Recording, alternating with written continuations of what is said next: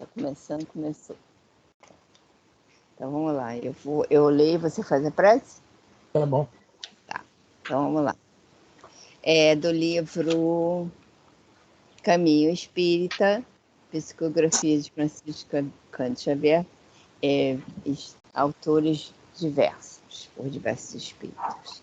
A lição é 67, que diz assim: em nós, paciência incessante em todas as dores e em todas as circunstâncias, a fim de que venhamos a transpor com segurança as dificuldades que vigem fora, mas também cultivar paciência conosco, para construirmos a nobilitação que nos é necessária. Com isso, não queremos dizer que devamos acalentar as nossas fraquezas ou aplaudir as próprias faltas, mas sim que não nos cabe interromper a edificação no mundo íntimo quando surjam falhas em nós, no serviço do bem que nos toca fazer. Frequentemente, fugimos envergonhados, desertando das tarefas de elevação, martelando confissões, qual se pregássemos esponjas de farpas no coração, para que nos firamos a toda hora. E repetimos a cada instante: verifiquei que não presto, tentei melhorar-me e não pude. Não me peçam voltar ao serviço, que não sou santo. Larguei a oração porque tenho lama no pensamento. Sou um poço de vermes. Não quero perturbar os outros com os meus defeitos. Sou um monte de erros. Há quem recorra ao rifão popular. Pau que nasce torto tem a sombra torta, esquecendo-se de que existem milhares de troncos tortos na configuração externa, guardando seiva robusta e sadia na produção dos frutos com que alimentam as criaturas. Cair é acidente próprio dos que caminham. Refociliar-se no chão é próprio dos que se animalizam. Aprendamos a emendar, corrigir, restaurar, refazer. Nos derradeiros ensinamentos, Jesus não se esqueceu de induzir-nos à calma, recomendando aos seguidores: na paciência possuireis as vossas almas. Isso realmente significa que precisamos de paciência, não só para angariar a simpatia e a colaboração das almas alheias, mas para educar também a nossa. Emmanuel. Graças a Deus, Senhor. Mais uma noite juntos. Muito obrigado pela sua presença, de estar aqui entre nós. Agradecemos também aos nossos amigos espirituais presentes, a todos aqui do grupo presentes, e pedimos por todos, Senhor. Pedimos por todo o grupo, por todos os amigos que aqui estão, por todos aqueles que chegarão, por todos aqueles que não virão, pedindo as suas bênçãos, que todos possam se sentir melhores neste momento. Aos bons amigos presentes, pedimos a ajuda, a interpretação dos textos, que possamos todos nós ter mais olhos de ver, conforme falaste, Mestre, ouvidos de ouvir, e que melhor possamos aproveitar tudo que nos deixaste, aprendendo fielmente as suas lições. Pedimos não só por nós do grupo, Senhor, pedimos por nossos vizinhos, amigos, parentes, familiares, e por aqueles que trabalham conosco, que cruzam no nosso caminho, no nosso dia a dia, e justamente esses que cruzam nos nossos caminhos, geralmente é da onde parte as grandes oportunidades que o Senhor nos manda de fazermos algo de bom e nos ajudar. Por isso também pedimos por isso, Senhor. E não nos falte também a oportunidade de trabalho. Não somente o trabalho material, físico, financeiro, mas também esse trabalho espiritual, de ajuda, na palavra, nos atos, no discernimento, nos exemplos. Que possa o Senhor estar sempre mandando essas pessoas que cruzam conosco, que são realmente também verdadeiros auxiliares nossos no nosso progresso. Obrigado por tudo, mestre. Que os bons amigos estejam conosco a partir de agora. Abençoe a todos, Senhor. Graças a Deus. Graças a Deus. Graças a Deus, viva Jesus. Bom, hoje é o livro dos Espíritos. Sim. Estamos na pergunta 576, certo, Elisa? Isso, certo. Certo. Peraí, deixa eu ajeitar aqui, que o livro está muito baixo. Está melhor. Então, nós estamos no Livro dos Espíritos, na parte 2ª, capítulo 10, das ocupações e missões dos espíritos, da pergunta 576. Foram predestinados a isso, antes de nascerem, os homens que trazem uma importante missão e dela têm conhecimento? A perguntinha. Foram predestinados, com certeza. Mas eles têm conhecimento dessa missão. Aí nós entramos agora na questão do famoso véu do esquecimento, né? Nós, geralmente, quando reencarnamos, corpo novo, cérebro novo, e nossos arquivos espirituais estão conosco, sim. Mas como esse cérebro não participou dessas memórias, ele está limpinho, zeradinho, né? Elas podem até chegar através de nós, por sonhos, né? De outras formas, na famosa e não aconselhável regressão, né? Etc. Mas na grande, enorme, imensa maioria da população mundial, né? O que vale mesmo é o esquecimento do passado, né? Isso é muito bom para nós, excelente mesmo para nós. Aí nós vamos ver, eu coloquei aqui alguns exemplos. Antes de responder a pergunta, uns exemplos para a gente pensar na pergunta. Tá? O primeiro exemplo, olha só, é muito difícil, eu vou dar só as coordenadas. É muito difícil. Quem responder já tem uma viagem certa para o paraíso. Olha só, quem acertar a pergunta. Vamos lá. Um dos grandes missionários do planeta nasceu lá no Oriente Médio. Jesus. Num lugarzinho chamado Galileia, vilarejo chamado Nazaré. E ele começou a trabalhar com quantos anos de idade? Acho que 6, né? 7. Não, trabalhar mesmo. A missão dele começou aos 30. Aos 30. Sim. Só trabalhou 3 anos. Fez tudo isso que ele fez em apenas 3 anos. Tudo bem, foi o maior missionário que já teve no planeta. Né? Nós sabemos que houve grandes, como o Emmanuel fala, através do Chico, tem uma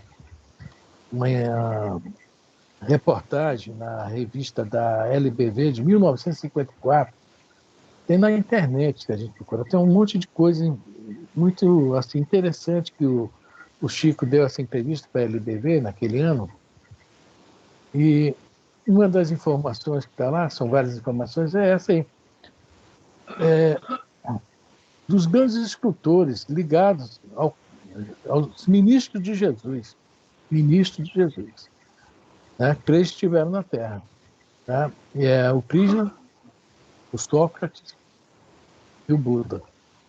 Né? E são diretamente ligados ao Mestre, a Jesus. Interessante, sabia não. Pois é, se a senhora procurar na internet vai achar essa entrevista. O Haroldo Dutra fala sempre dela. Então a gente vê que É bom, né? Que é boa a informação, é excelente, é uma entrevista muito legal. Então a gente vê que Jesus, como o maior, lógico, teve aquele lance que ele se perdeu da família, acharam ele lá no templo, conversando com os doutores, todos maravilhados com ele e tal. Mas o trabalho mesmo, tanto que fala, o que é que Jesus fez dos 12 aos 30 anos? Aí um fala que foi para a Índia, outro fala que foi trabalhar, viver Foi com para o os essênios, Egito. foi para o Egito. Poxa, ele não precisava disso, ele mandou tudo isso para cá. Então, Jesus, o maior missionário que está tendo no planeta, começou a trabalhar aos 30. Aí, quer dizer, está todas as duas já com, né, garantido o lugar lá no paraíso. Mas esse Opa! paraíso, aquele paraíso lá do livro Céu e Inferno, tá bom? Tudo, ninguém trabalha, ninguém faz nada. Não, aí não. Esse aí eu acho que eu não vou ter direito a esse. Aí não. Acho que nós nunca vamos ter direito, né? Não, esse aí não vou ter É direito, verdade. não, cara. Vou ter direito ao que a gente trabalha e rala, rala, rala. Sim, tem outro que eu não sei se já encarnou aqui ou reencarnou. Aquele livro Renúncia, se passa o início do livro na estrela Sirius, né? Eu até esqueci de olhar se essa estrela está na nossa constelação. É até uma curiosidade que eu vou olhar pela internet. A gente lê o livro e esquece de olhar alguns detalhes. E o Antênio, que está lá, que é o chefe da Alcione, que é a pessoa principal do livro, né? A nossa mocinha, digamos assim, o Emmanuel fala, um dos secretários de Jesus. Também está lá. Bom, mas voltando ao nosso assunto.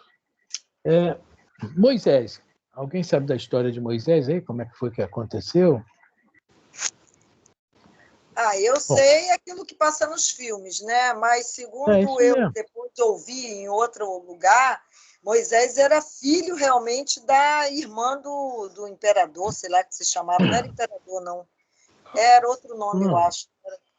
Ela era Não. filha, ele era filho dela mesmo, não era achado lá no Rio. Bom, veja bem, na É o que eu Bíblia sei. fala que Moisés na Bíblia era judeu, mas não é esse o nosso caso. Nosso caso, veja bem, Moisés foi colocado num cesto divino, que graças a isso hoje se chama Moisés, né? Como foi, Aham. né? Lá a menina achou ele, a filha do imperador, do faraó. Moisés foi criado lá. Quando ele estava adulto, ele viu um soldado egípcio, né, surrando um judeu. Na época não era nem judeu, desculpe, tá? Um hebreu, tá? E Isso era ele, escravo, né, digamos um assim. escravo hebreu, e ele foi defender o escravo e matou o soldado. Ninguém viu, somente o escravo e mais uns dois outros hebreus. Mas depois eles próprios, que ele ajudou, denunciaram ele. Falaram que foi ele que matou o soldado egípcio. Quer dizer, para tirar o peso das costas, que o castigo ia ser duríssimo, jogaram o peso, na realidade, que era para ele mesmo. Né? Ele foge do Egito, antes que o matassem. Vai para o deserto e, de repente, vem a famosa história da sarça, né? Que é uma planta do deserto, que pega fogo e ele pergunta quem está aí. Aí, né? Aí vem a famosa frase, eu sou. E Jesus fala essa frase várias vezes no seu evangelho. Tá? Isso é outra história. Então, a gente vê que eu sou, era o governador do planeta falando com um dos seus enviados. Né? Bom, daí Moisés vai não sei para onde lá, arruma emprego, se apaixona, casa e volta. Aquela voz da sarça tinha dado a ele algumas instruções. Volta de novo a ouvir a voz e volta para o Egito para libertar o seu povo. Então Moisés também devia ter no mínimo 30 anos quando começou a sua missão.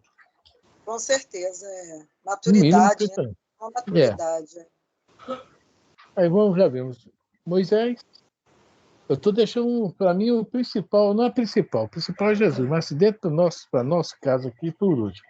Gandhi. Todo mundo conhece a história de Gandhi, já viu o filme, né? Sim. Ele nasceu na Índia, lá na Índia tem os castas, as subcastas e os párias, né? Gandhi era subcasta, que estão os profissionais liberais, tal. O pai dele era juiz, se não me engano, que ele foi estudar direitos, né? Na Inglaterra. e lá que ele até viu pela primeira vez a Bíblia, adorou o Sermão da Montanha de Jesus, elogiou. De lá, depois de formado, ele foi trabalhar na África do Sul, na época dos apartheid, não sei pronunciar. Bom, chegando lá, ele viu que aqueles hindus, aqueles indianos que eram convidados para trabalhar com... Como acontecia aqui no Brasil um tempo atrás, né? Iam lá no Nordeste, né? Faziam uma promessa, o cara vinha para São Paulo, para o Rio, sofrer, né? Só que lá era pior, praticamente eram escravizados. E aquilo foi revoltando ele, né? Revoltando ele. Ele escreve alguns artigos, né, sobre isso, começou a, querendo ou não, entrar nessa política e voltou para a Índia e já chegou na Índia, já depois que ele começou a já ser, inicialmente, pouco perseguido, mas perseguido, entrou nessa história aí da libertação da Índia e do Paquistão, né, libertar a Índia e do Paquistão do Reino Unido. E acho que tem um livro até interessante, que é Espiritualista, da editora Martin Claret, Gandhi por ele mesmo. Quando ele estava lá na África do Sul, quem lhe surge para ser o seu mentor, não sei se foi a vida inteira, que eu acho que não, mas no início foi aquele Leon Tolstói, aquele russo que também era muito bom, tinha um coração, né, maravilhoso, muito inteligente. Né? Então, o Gandhi também começou a missão dele, eu acho que aos 35 anos. Por aí, já bem... Porque 3 anos depois que ele começou a missão, ele chega para a esposa e até fala, olha, a partir de hoje, se você quiser, eu te dou a carta de divórcio, porque eu agora preciso, né, concentrar todas as minhas energias para libertar a Índia e o Paquistão da Inglaterra. E a esposa, não, nós casamos, eu estou contigo até a morte, até o fim, né? E foi realmente, né? Porque ele falou, inclusive, uma coisa que a gente não entende muito, ele fala sobre as energias genésicas, né? Ele, não, todas as minhas energias vão ser para a libertação da Índia e do Paquistão. Todas.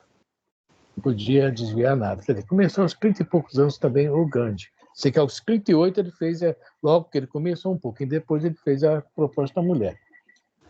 Então, nós falamos de Moisés, Madre Teresa. Quem já viu o filme, sabe da história de Madre Teresa? Eu sei que ela era de família muito rica e ela era filha única e ela queria ser madre. Lutou contra o preconceito da própria família, que não queria que ela fosse, até porque era filha única, eles queriam ter netos, né? E ela queria ser freira, é o que eu soube. Sim, é isso mesmo. Aí ela entra para a igreja e para sair do problema dos pais, que ela é da Albânia, ela era albanesa, tá? Um país lá da Europa. Ela pede para ir para a Índia ser professora numa escola católica que tinha na Índia. Mas essa escola era só para castas, só para meninas de famílias ricas. Uhum. E ela um dia, não sei o que, não me lembro bem, no filme que mostra, que ela teve um problema lá, que ela teve que sair às ruas.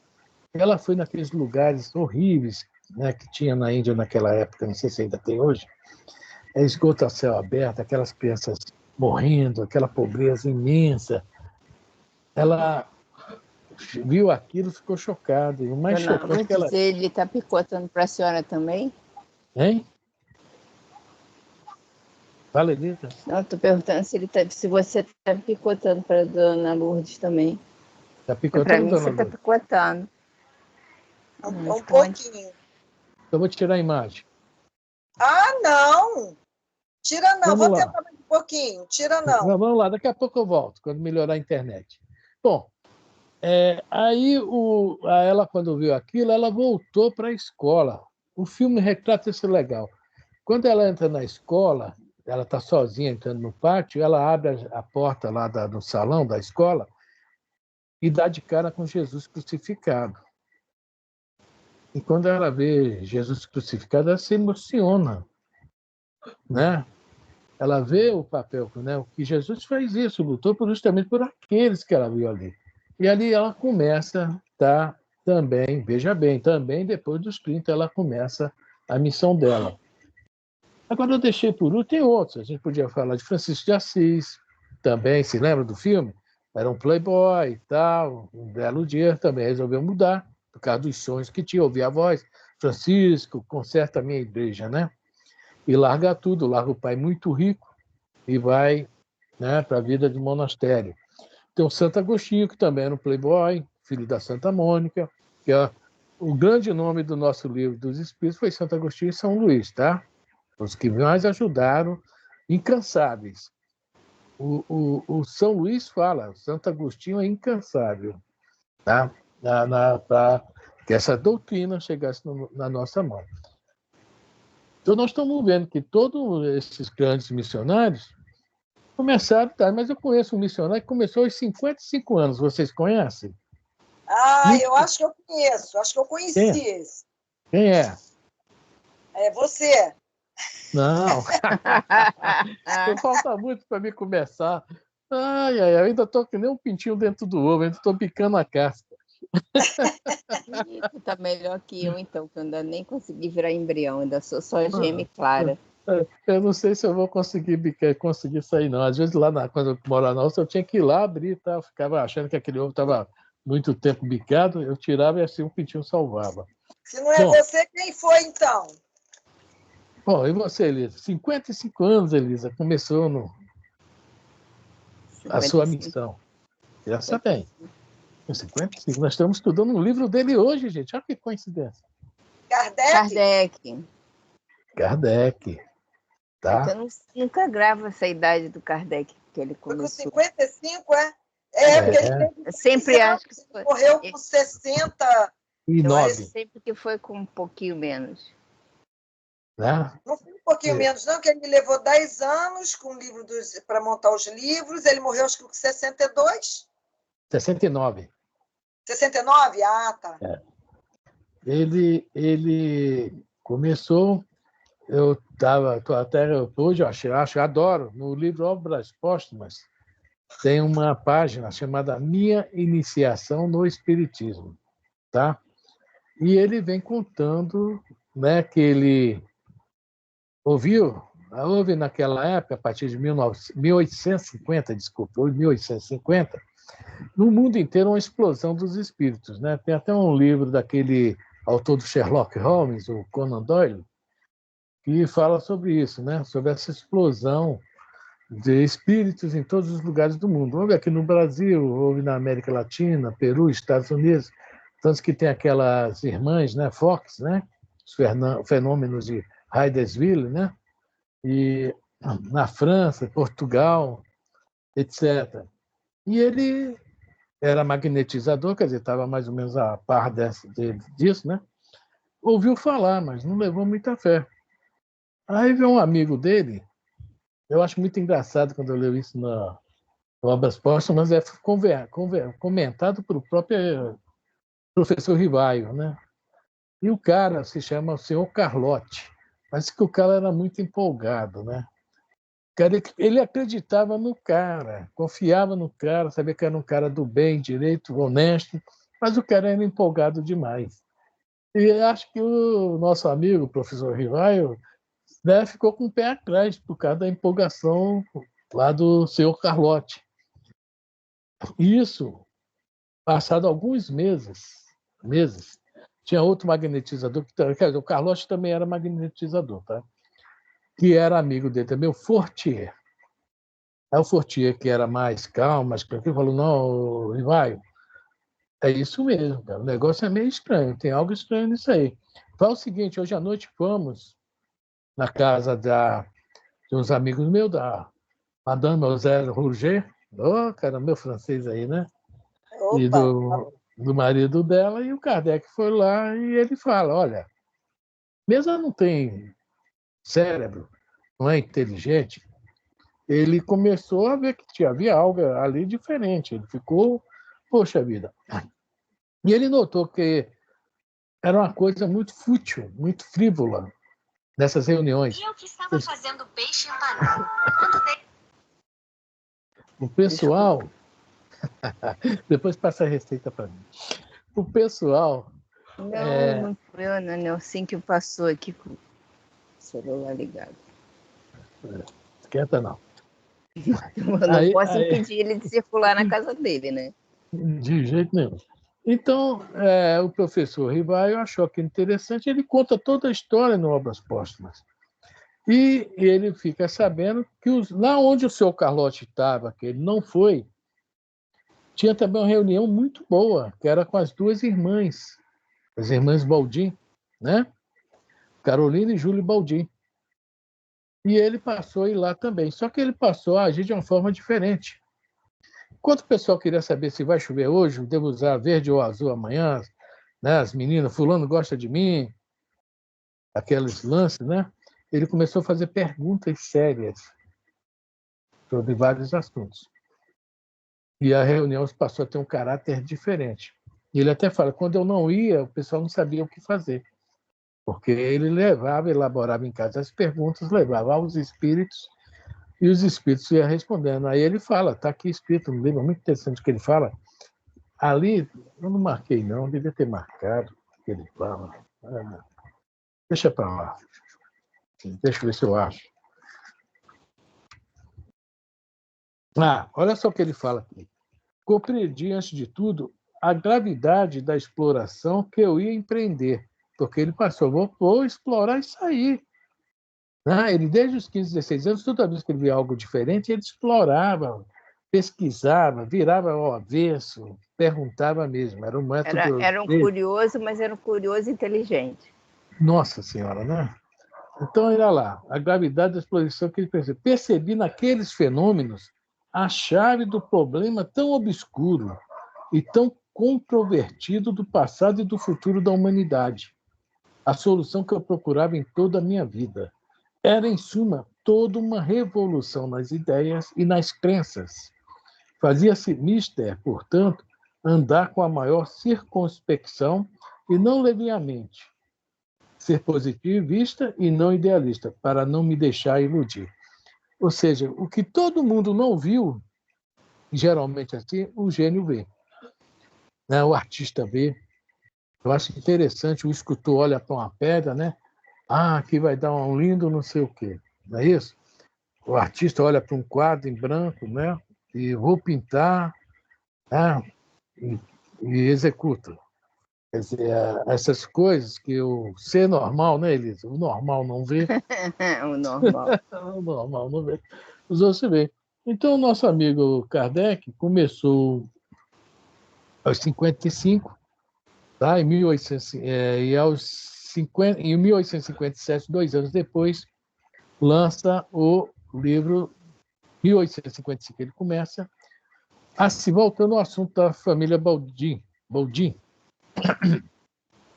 Quando ele começa a frequentar as reuniões da família Baldin, depois que ele realmente, né, se aprofundou um pouco, o Zéfiro, que era o espírito mentor daquela reunião, que diz que tinha conhecido ele em outras reencarnações, que ele era um druida, e anos atrás ele se chamava era um sacerdote druida chamado Allan Kardec. E ele pega esse nome e usa como pseudônimo, porque ele era um professor muito famoso na França, não queria misturar os trabalhos, não misturar as estações. Continuou como professor, Rivaio, e as obras, a partir desse momento espíritas, da codificação espírita, ele passa a usar esse nome Allan Kardec. E a um determinado momento, o Zéfiro fala para as meninas, dê-lhe aqueles cadernos que estão com vocês. Tá? Era apenas 70 cadernos. Nossa. Com algumas instruções, algumas respostas. E desses cadernos, com um pouco que ele já tinha adquirido, formou o primeiro livro dos Espíritos. Tá? Que lançou em 1857, em abril de 1857, dia 18 de abril de 1857. Nós esquecemos de falar aqui. 23 de abril também foi o lançamento do Evangelho segundo os Espíritos, anos depois, também esquecemos de comentar aqui, mas tudo bem. E em 1860, ele lança esse livro que nós temos aqui em nossas mãos, com 1019 perguntas. Porque o primeiro lançamento parece até que foi uma programação do alto, ou ele, muito inteligente, ele não quis colocar muitas coisas referente à mediunidade. As 507 perguntas que ele lança primeiro era mais filosofia. E naquela época nós sabemos que o Napoleão estava abaixando a crista da igreja, mas a igreja ainda tinha muito poder. Ele não quis de cara bater de frente com a igreja. Né? Mas depois, em 1860, 3 anos depois, liberou geral. Bateu de frente com quem, né? Com todo mundo, com quem quiser. Né? Então é isso aí, o nosso amigo, né? Grande amigo nosso, né? Nós hoje nos aproveitamos das obras dele, estamos aqui nos excluindo, graças a ele, né? Então nós estamos vendo que a pergunta... Qual foi a pergunta aí, Elisa? Vamos lá. Deixa eu ler de novo. Pergunta 576. Foram predestinados a isso, antes de nascerem, os homens que trazem uma importante missão e dela têm conhecimento? E aí? A pergunta é essa. A resposta vai falar uma coisinha aqui no início, que a gente vai lembrar de um ser também que esteve entre nós, que desencarnou há pouco tempo, que sabia da sua missão desde que nasceu. São raros. São raros. Tão raros, raros. né? Os que sabem Raros. desde que nasceu, né? Raríssimos. Mas... Hein, senhora? Não entendi. Não, o que a senhora falou? São raros, né? São raros os que sabem desde... Raríssimos. Primeiro nós passamos pela fase da infância, né? Já é E na infância, realmente, nós sabemos a cada dos espíritos que nós não estamos totalmente reencarnados ainda. Estamos em uma fase final de ligação. Tanto que os primeiros 7 anos, o sangue que nós usamos é o da nossa mãe ainda, não é o nosso. Interessante, né? A partir do 7º ano, aí já entra a parte científica que eu não entendo, é que nós passamos a produzir o nosso próprio sangue. Quer dizer, 7 anos é uma data, pode ser 6 anos e meio, 7 anos e 1 mês, né? Porque tem gente que escuta isso, acha que no dia que eu tiver a festa de 7 anos, vamos comemorar. Eu não sabia disso, não. Realmente, eu nunca tinha pensado nisso. O bebê nasce com o sangue da mãe. Mas eu pensava que ele, a partir dali, fosse produzindo os organismos dele, não, né? Não. Interessante. Então, a pergunta é essa aí. Caso é importante missão e tem conhecimento dela, 1 em 1 bilhão, e olhe lá. Não foi mais, a média. Peraí, só... Elisa? Oi, estou aqui. Não está falando nada, Elisa? Não, estou prestando atenção. Estou aqui pensando nesse negócio do sangue. Está fazendo uma confusão no meu cérebro. Eu vou procurar no livro que eu li isso, tá? Vou procurar, tá? Porque tem a questão do tipo sanguíneo. Não, exatamente, mas o livro explica. Agora eu não estou lembrando qual livro. É fácil achar. Né? Bom, Dona Lúcia, está aí, vamos ler a pergunta e a resposta agora. Ok, então 576. Foram predestinados a isso antes de nascerem os homens que trazem uma importante missão e dela ter conhecimento? Algumas vezes assim é. Quase sempre. Deixa eu dar um exemplo. Só um exemplo que eu sei que sabia da missão desde novo. Não sei desde criança. Chico. O Chico. Não. Não? Desde criança? Não. O Chico não. O Chico foi saber. Quando ele tinha 19 anos, ele encontrou um casal que era até, eu acho que a médium era italiana, falava tudo, como fala o Arnaldo Rocha, né, espirraçado, né, falando aquele livro, né? E ela fala que viu sobre ele, caindo sobre ele, uma chuva de livros.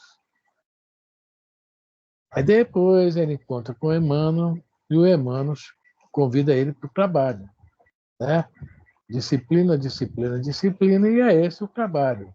Livros, né? Para facilitar para a gente o entendimento da codificação, né? Mas ele não sabia, assim, ele era um grande médico, desde criança ele foi um grande médico. A missão mesmo, ele só tomou conhecimento depois de 20 anos, então, 19, 20 anos. Jesus. Pronto, Jesus. Hein? Jesus. Não vou colocar Jesus aí, eu vou colocar o Sai Baba. Sai Baba? Quem foi Sai Baba? Nem sei, conheço de nome, mas não sei. Sai Baba foi um avatar, né? hindu que morreu há 2, 3 anos atrás. Ele fazia as coisas assim impressionantes, maravilhosas, que muita gente nem acredita, né? Mas ele O Sai sabia da Baba missão dele desde quando nasceu? desde novo, não vou falar desde quando nasceu, mas desde uma determinada época da idade dele, pequena, não sei. Ele uma Sim, vez antes, olha só, ele desde desencarnou. criança, digamos assim, desde Ele, criança. vamos lá, ele era também um grande espírito, lógico. Desencarnou e reencarnou 3 anos depois. E ele tinha pedido a uma pessoa para pagar uma conta dele em um determinado lugar, e a pessoa foi lá nesse lugar, lá num determinado momento, né? Mas eu acho que era longe, não ia retornar rápido, e nesse tempo ele desencarnou. Desencarnou lá atrás. Ele reencarna. E quando ele já estava numa determinada idade, ele já fala: olha, eu sou fulano de tal. Fala para essa pessoa: eu sou fulano de tal, ou seja, da reencarnação anterior. E eu quero saber se você está com o meu troco aí, né? E outras coisas que ele foi falando, no livro dele que vai falando um monte de coisa, né? E ele vai mostrando a vida anterior dele, que era ele mesmo. E é interessante isso aí, né? Ele conta muitas coisas. No livro dele tem essa história, que eu li esse livro há tantos anos atrás. Quem tem esse livro, acho que é o seu Roberto, Elisa. Tá? Acho que é o seu Roberto, um da capa amarela. Ele Zé é Roberto ou é maravilhoso. o Zé Roberto? Eu acho que é o seu senhor Roberto que tem. Acho que é ele que me emprestou uma vez. E o Sai Baba, ele sabia quem era ele, que fez ele, e sabia a missão dele, porque ele veio para completar a missão que ele não conseguiu completar na vida anterior. Isso daqui nós vamos ler depois aqui na pergunta 578. 578? Acho que é isso aí. Acho que é 578.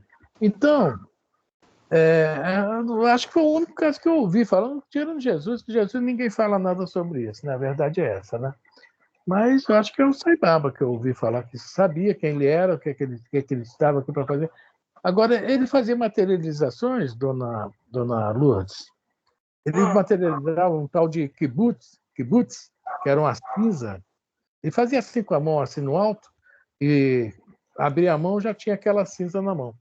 E aquela cinza curava assim, feridas, dores, né? Dava para a pessoa, né? Jogava na mão da pessoa, a pessoa ia, passava no ferimento, onde tinha dor, ela tinha essa lance de curar, né? Outra vez tem na internet isso aí, ele conversando numa reunião grande, muita gente mesmo, milhares de pessoas, né? Ele foi conversar com uma pessoa lá que não sei se era inglês, que ajudava ele, não sei bem o que é. Ele materializa um crucifixo de ouro, tá? Está na internet mostrando. Mostra ele fazendo, né? Aí daqui a pouco começa a descer o crucifixo de ouro, tá? E dá à pessoa. Está na internet, é só procurar que vão ver. Eu tinha lido isso no livro, eu procurei na internet e mostra ao vivo isso acontecendo. É meio difícil, né? Ele ter enfiado na mão o crucifixo para ele sair, né? Meio... E nós temos um caso também da... Você lembra da Solange, Elisa? Aquela ginecologista? Sim. Você viu ela contando que ela foi na Índia e viu o Sababa? O que aconteceu quando ela viu o Sababa lá? O que ela viu? Não participei desse dia, não. Mas ele já tinha desencarnado há muitos anos, né? Hein? Ele já havia desencarnado. Não, ele havia desencarnado, voltou e desencarnou agora de novo. Ah, mas ele não voltou como Sai Baba. Sai Baba era a reencarnação Não, dele. não. Antes era Sai não sei o quê. Depois ele veio como Sai voltou como Baba, Sai tá? Baba. Eu não expliquei isso. A segunda reencarnação que é o Sai Baba. E a Solange, uma amiga nossa lá do centro, veja bem, ela contou lá no centro num sábado, que ela levava os filhos para a evangelização, que ela foi ver o Sai Baba e ela ficou assim abismada com o que ela viu. Ele ia passando, tinha um rapaz com o braço amputado.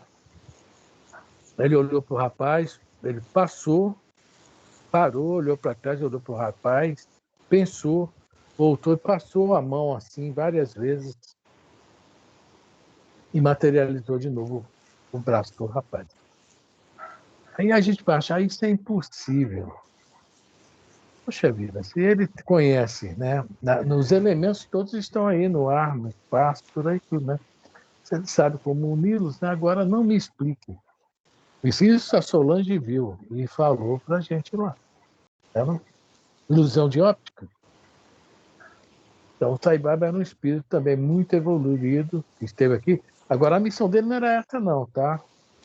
A missão dele era a educação da Índia, do povo indiano. Tanto que ele deixa todo um projeto, que também existe até aqui no Brasil, a Fundação Sai Baba, Satya Sai Baba, que tem livros geralmente sobre educação. E o mais engraçado é que quando eu estava lá no CEOI, lá no Centro Espírita em Jacarepaguá, a Dalila, nossa amiga, Elisa, ela falou, gente, o livro do Sai Baba é o sermão da montanha, decifrado para a gente em palavras do nosso dia a dia, com as virtudes do dia a dia que devem ser trabalhadas nas crianças. E mostrou para a gente lá, fez um trabalho bonito. Tá? Eu tenho esse livro aí, né? Aulas de Transformação, se não me engano, do Sai Baba. E vem falando sobre isso aí. Essa foi a preocupação do Sai Baba. Não foi nada de fazer milagre, não.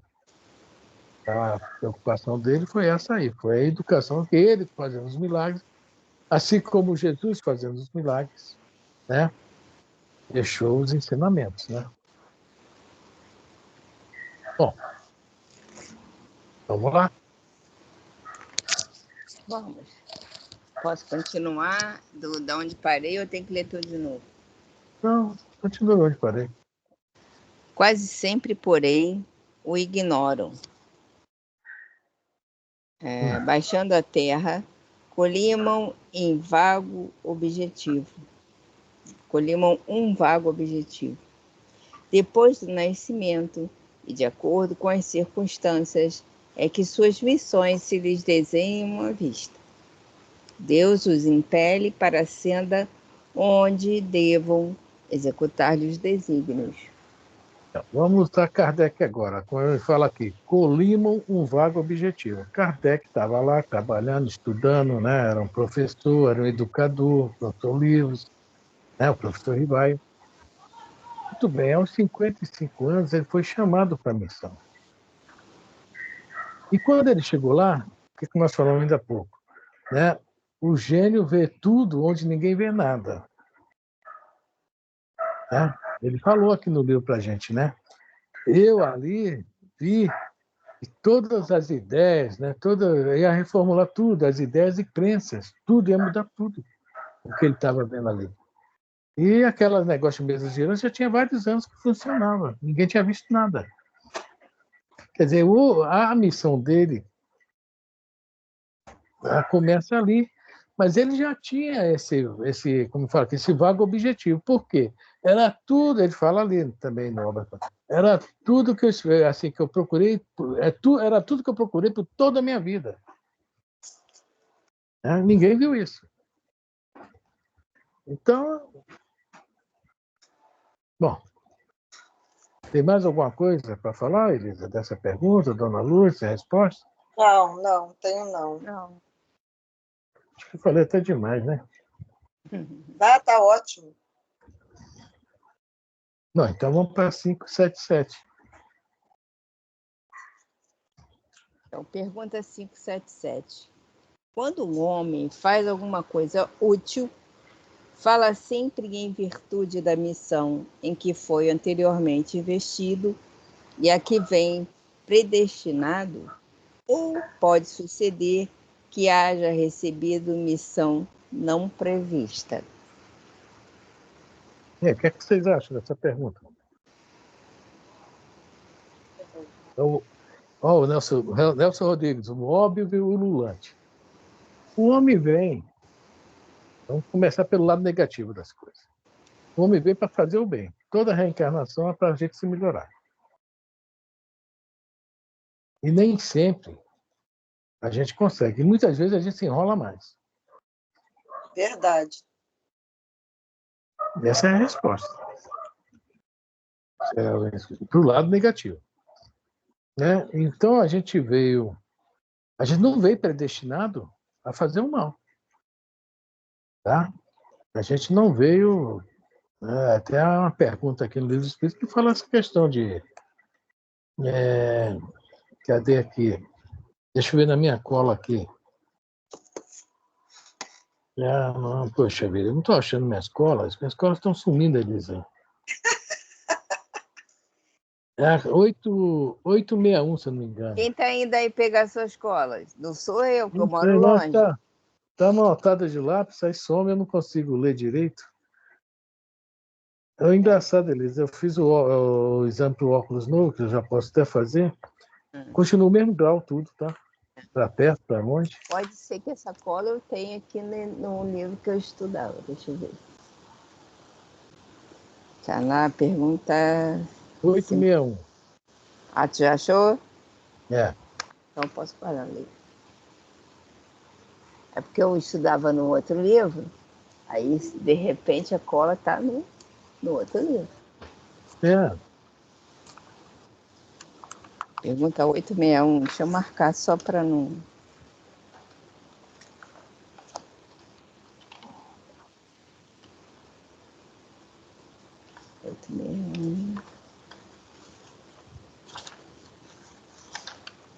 Mas não vamos ler não vamos ler. Deixa só uma pergunta e vamos pular esse primeiro parágrafo da resposta, lá embaixo, ficar e porém sabendo. Mas lê a pergunta. 861, não é isso?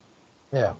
Ao escolher a sua existência, o espírito daquele que comete um assassínio sabia que viria a ser assassino? A resposta é bem grande, não, né? Aí vai vindo explicando, mas isso não, vamos lá, para ficar de acordo com o nosso assunto lá.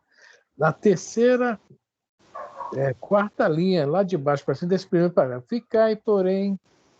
Achou? Achei. Qual é o número? 861. 861.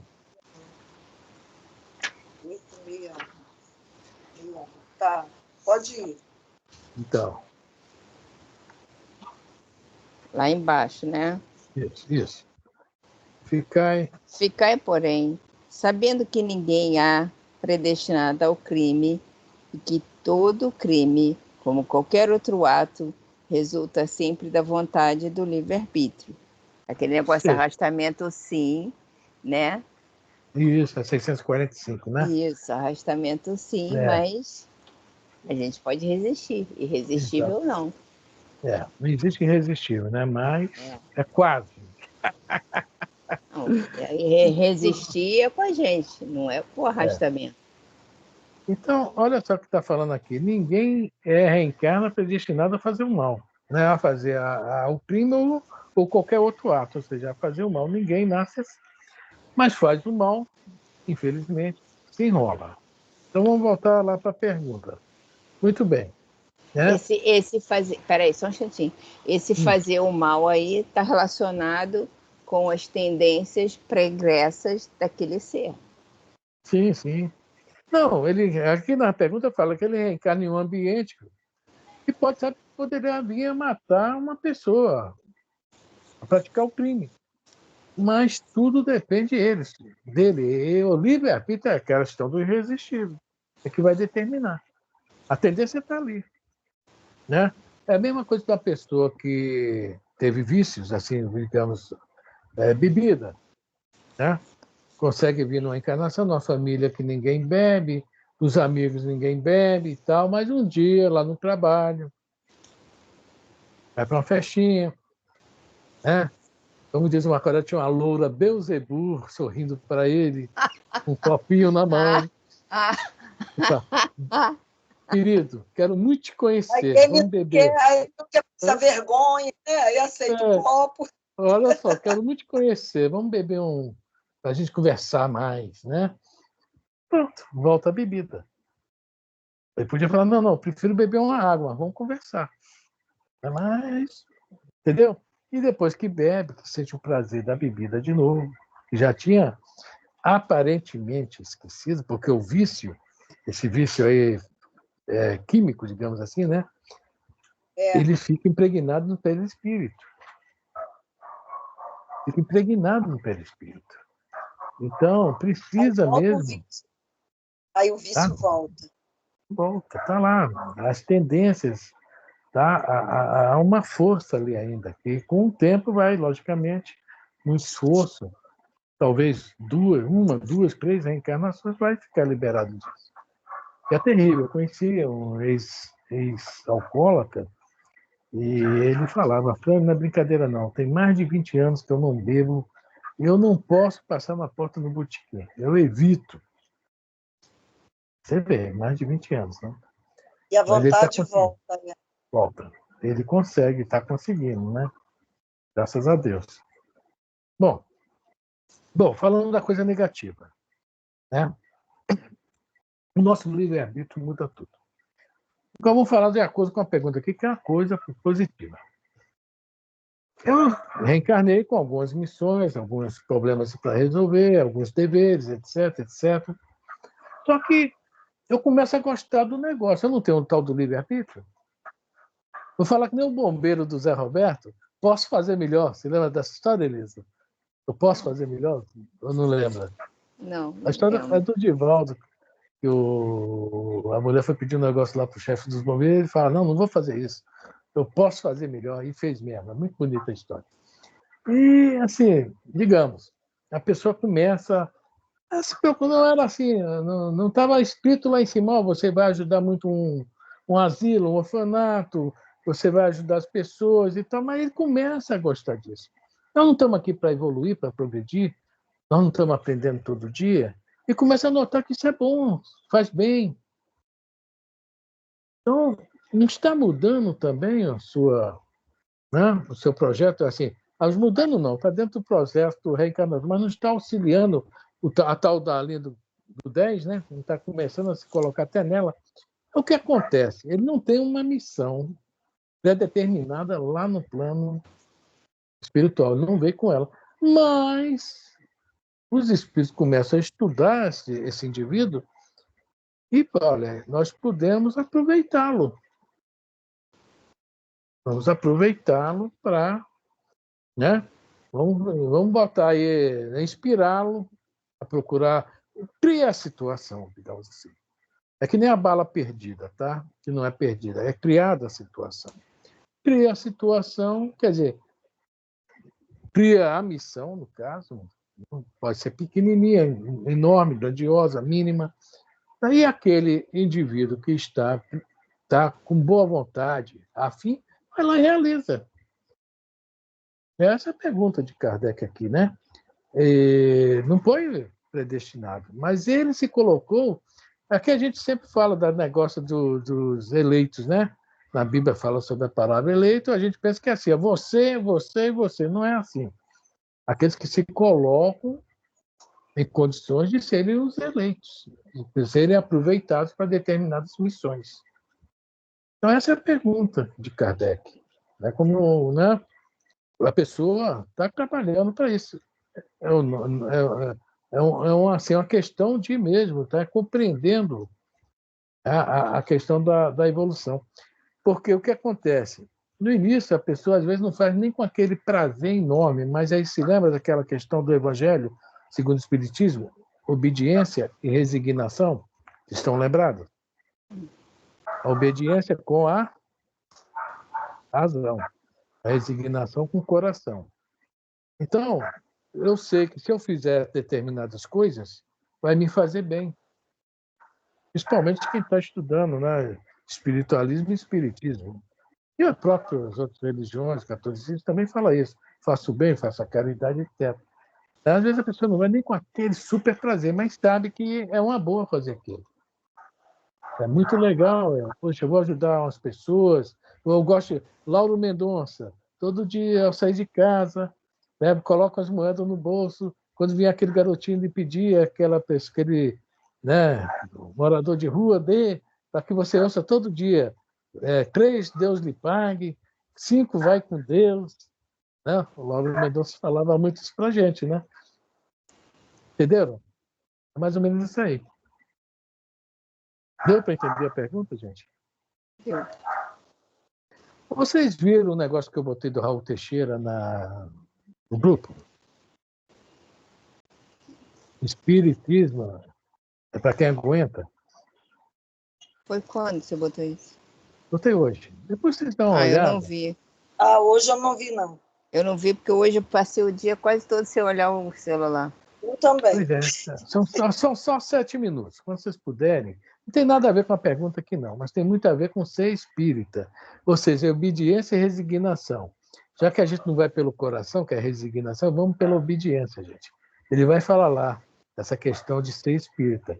Eu acho que ele pegou pesado. Depois que eu vi aquilo, eu tomei um choque. Porque eu só ouvia falar. O Raul Teixeira falou que só é espírita quem aguenta, quem, né, não é para quem não quer, não sei o quê.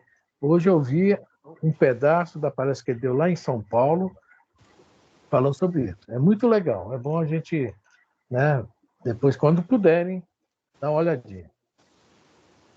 Vamos lá, Elisa? Vamos ler a pergunta e a resposta? Vamos lá. Quando um homem faz alguma coisa útil, fala sempre em virtude da missão em que foi anteriormente investido e a que vem predestinado, ou pode suceder que haja recebido missão não prevista. Nem tudo o que o homem faz resulta de missão a que tenha sido predestinado. A miúda das vezes é um instrumento de que se serve um espírito para fazer que execute uma coisa que julga útil. Por exemplo, entende um espírito ser útil que se escreva um livro que ele próprio escreveria se estivesse encarnado. Procure, então, o escritor mais apto a lhe compreender e executar o pensamento. Transmite-lhe as ideias do livro e o dirige na execução. Ora, esse escritor não veio à Terra com a missão de publicar tal obra. O mesmo ocorre com diversos trabalhos artísticos e muitas descobertas.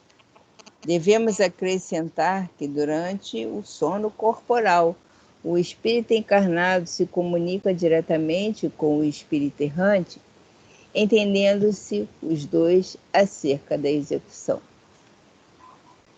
O que é que vocês acham da resposta?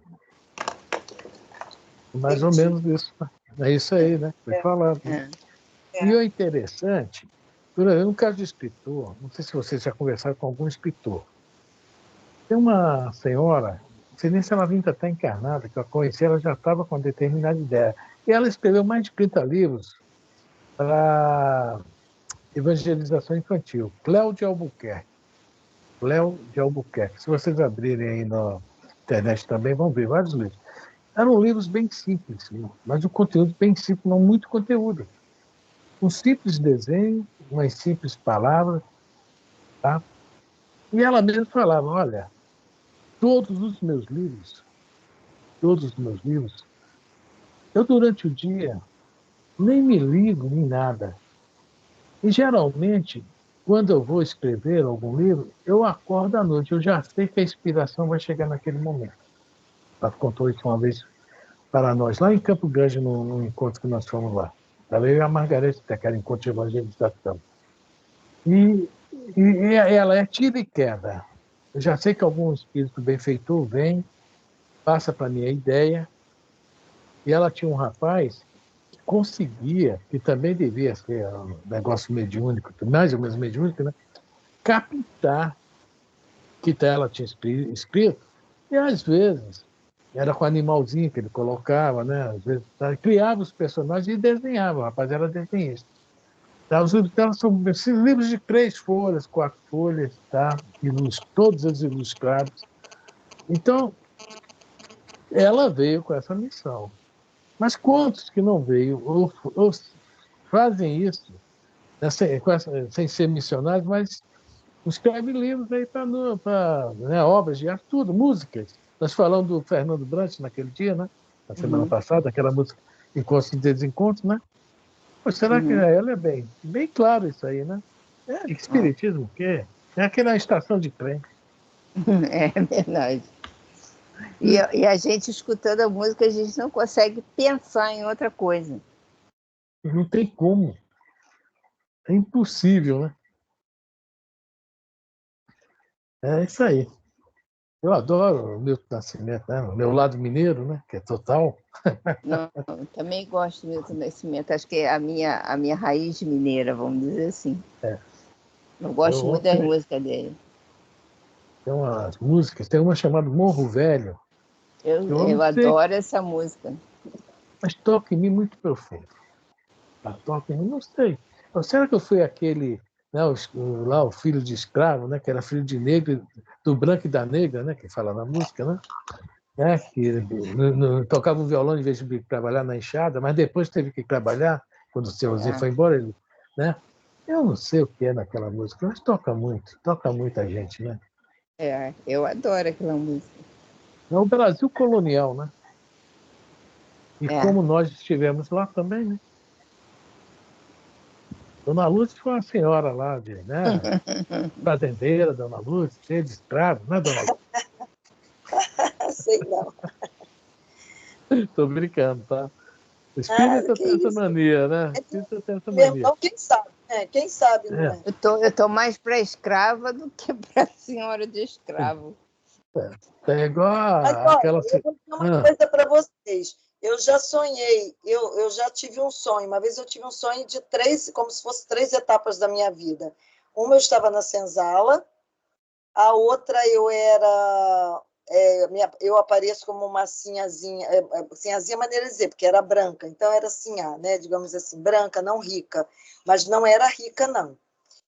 Era um amigo muito rico, e esse amigo era o mesmo escravo que estava comigo antes. Ele que era lá e estava me dando só uma carona na carruagem dele. Olha, e o outro? Olha, detalhes da roupa, detalhes da senzala. Aí, quando passou aquela novela que tinha de senzala, Nossa Senhora, falava um pouco sobre a história de Nossa Senhora Aparecida. Eu não lembro qual foi a novela. Falava um pouquinho. Então, quando mostrou a senzala lá, cara, era igualzinho, muito parecido com o meu sonho. Então, eu já fui lá escrava também, em algum momento. Eu vou